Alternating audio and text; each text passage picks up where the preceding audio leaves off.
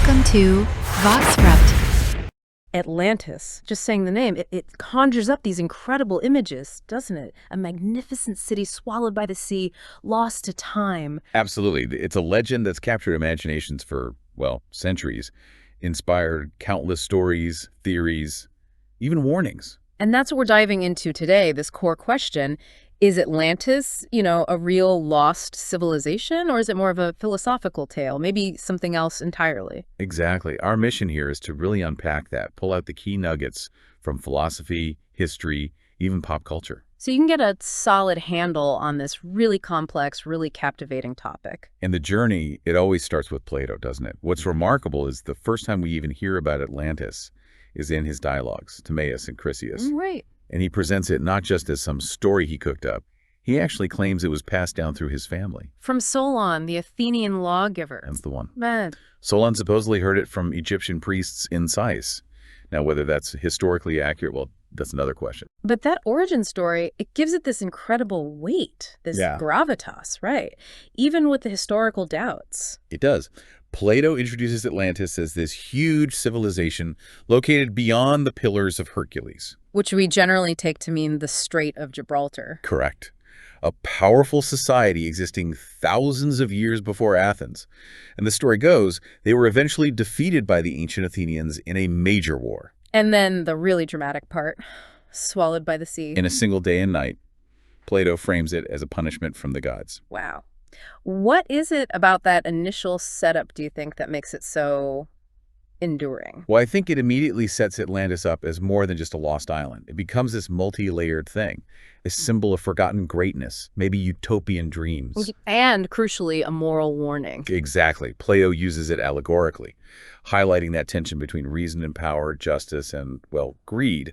The appeal comes from its ability to be history, myth, and a deep philosophical lesson all at once. And Plato certainly didn't skimp on the details, did he? He wasn't vague about it. Not at all. He describes this large island, incredibly fertile plains, towering mountains, and the capital city, those famous concentric rings of land and water. He even gave dimensions for the rings, the canals, talked about building materials.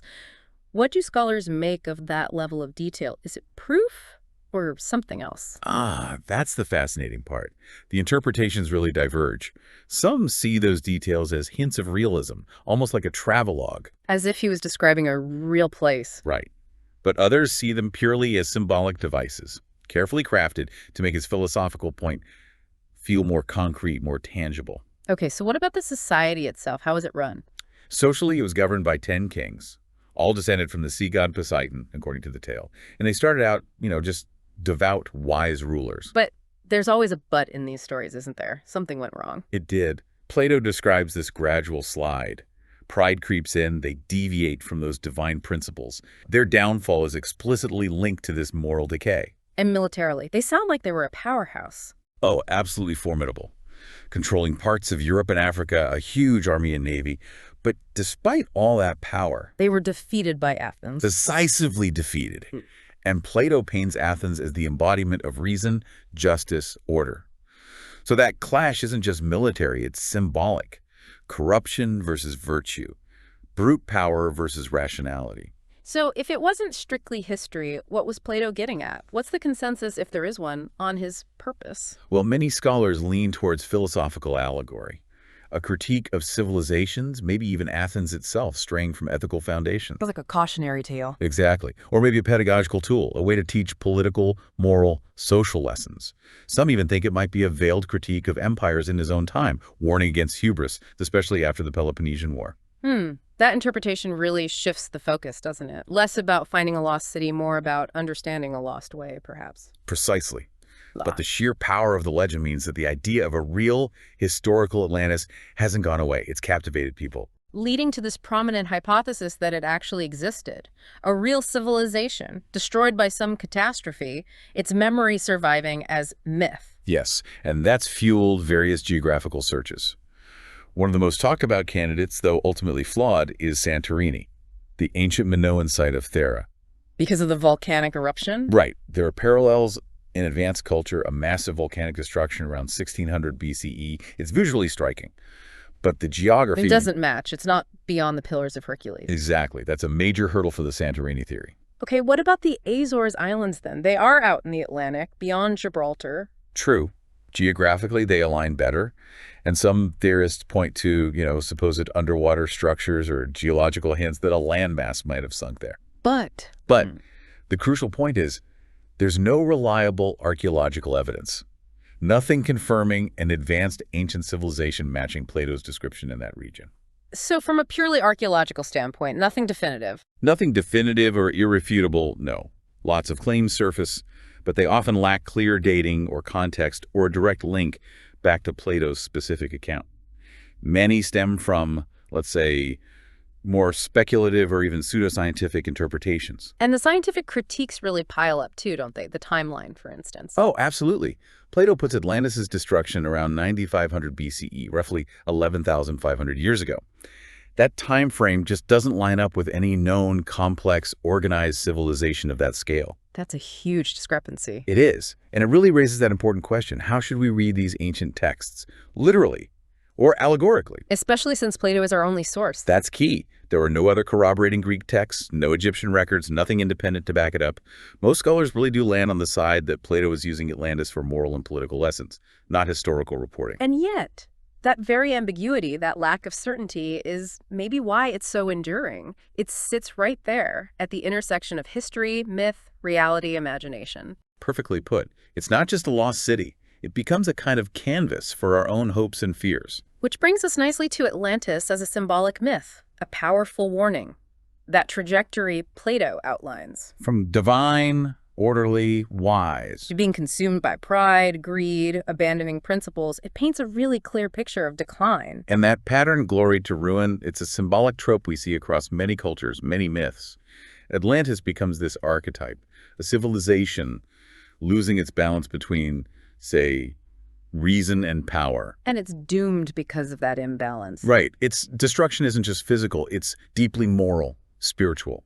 Plato's allegory warns that any society straying from justice, from wisdom, is destined to fall, no matter how advanced or powerful it seems. It sounds very similar to other big civilizational collapse myths, like the Tower of Babel, maybe. Human arrogance leading to fragmentation. Yes, or the Sumerian flood myths, civilizations wiped out by divine wrath. Or Noah's flood in the Bible. Moral corruption leading to catastrophe, sparing only the righteous. Absolutely. You see this common pattern. Civilizations reach a peak, become morally compromised, and face destruction. Atlantis fits right into that tradition. It's like a universal warning against choosing dominance over wisdom, greed over justice. Looking at the bigger picture, then, it really highlights how different cultures grapple with this fear of moral compromise leading to ruin. It does. It's a recurring theme in human storytelling. So if it's such a potent symbol, how has it been used over time in literature and art? It keeps getting reimagined, right? Constantly. During the Renaissance, for example, you sometimes see Atlantis portrayed as a kind of lost utopia. Yeah. Francis Bacon's New Atlantis actually presents an ideal, enduring society almost as a contrast to Plato's doomed one. Interesting. And in more modern times. In modern art, it often symbolizes our own industrial civilization, maybe teetering on the brink because of war, environmental damage, social injustice. You often see it as this advanced yet somehow faded underwater city. And in political thought. It gets used as a critique of empires, whether it's critiquing historical empires like Britain, or even modern powers, warning against the kind of moral decline that can happen even at the peak of power. It's even used to critique Plato's own Athens. It really is this multifaceted mirror reflecting the anxieties of whatever era is looking into it, which leads to how it's been used politically, sometimes in quite startling ways. Oh, absolutely. Its symbolic power makes it incredibly versatile. It gets picked up in anti-imperialist thought as a metaphor for unchecked expansion. Or critiques of modern capitalism, outward success hiding inner decay. Exactly. Or in environmental discourse as a stark warning about disregarding natural balance, unsustainable exploitation. It works for any society that seems to prioritize power or technology over ethics and wisdom. And it's been appropriated in some, well, let's say less expected and sometimes quite problematic ways too. Definitely. And this is where it gets really interesting, seeing how the myth transforms. For instance, during the rise of Nazism, some pseudoscientific theories, like those from Hans Herberger. The world ice theory. That's the one. They actually co-opted Atlantis, portraying it as a lost Aryan civilization. The Nazis used this kind of myth-making to try and legitimize their ideas of a master race having ancient superior origins. Wow. And just to be clear for everyone listening, when we talk about these political uses, especially the controversial ones, we're reporting on how the myth was used in these sources. We're not endorsing the viewpoints themselves. Absolutely. An important distinction. What about during the Cold War? How did Atlantis feature then? Well, sometimes it became a symbol for the threat of nuclear annihilation, the potential collapse of all human civilization due to ideological conflict. It popped up in dystopian fiction as a warning to the superpowers. And then there's the whole conspiracy theory angle. Right. As conspiracy culture grew, Atlantis got tangled up with ideas about, extraterrestrial civilizations, hidden knowledge, secret global elites, claims of hidden technologies, ancient wisdom, even elite bloodlines tracing back to Atlantis.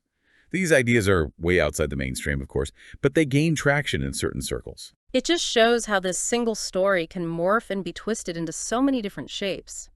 Political tool, ideological symbol, reflecting whatever anxieties are current.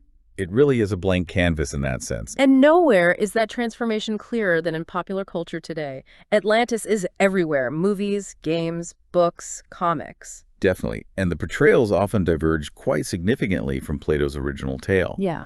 You often see it as this gleaming underwater city, maybe with super advanced technology, sometimes inhabited by superior beings or even aliens. Like in the Aquaman movie from 2018. Exactly. There, Atlantis is this powerful underwater empire, lots of tech, wisdom, and the hero is the heir. Plato's message about moral decay gets kind of flipped into a more heroic redemption narrative. Or think about video games like Assassin's Creed, Odyssey, with its Fate of Atlantis expansion. Right. That blends Greek myth, Plato, and sci-fi. You get this amazing mythical city, advanced tech, these quasi-divine beings. It's reinterpreting the ethical themes for a completely different medium and audience. So, is popular culture distorting Plato's original message or reinforcing it? It feels like maybe a bit of both. I think you're right. In many modern takes, the moral warning about pride and corruption kind of gets lost. Atlantis becomes more about power, amazing tech, maybe even a source of salvation. That's the distortion. But sometimes the core message survives. Yes. Some works, especially ones that try to stay closer to the philosophical roots, do use Atlantis as an allegory for civilizational decline or the dangers of unchecked power.